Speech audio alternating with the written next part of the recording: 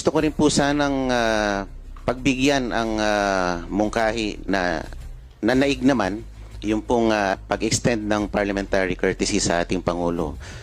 Maganda po sana yon kung meron po tayong patas na aplikasyon ng tradisyon na ito. But let me just refresh the memory of our colleagues here. For 2 consecutive years, we have broken that tradition of parliamentary courtesy nung atin pong we have tremendously scrutinized the OVP budget.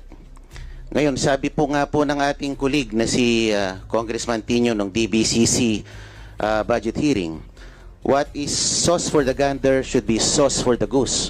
So, sabi po ni, I have to acknowledge Representative Kimbo also, sinabi niya sa akin kanina yon. There should be fair application of the rules. Kung atin pong bibigyan ng parliamentary courtesy ang ating Pangulo, dapat ganun din ang ating Vice Presidente. Otherwise, we do not accord both offices. Dapat po ganun lang. Hindi po dapat selective ang ating aplikasyon ng tradisyon na yon. Yun lang po, salamat po.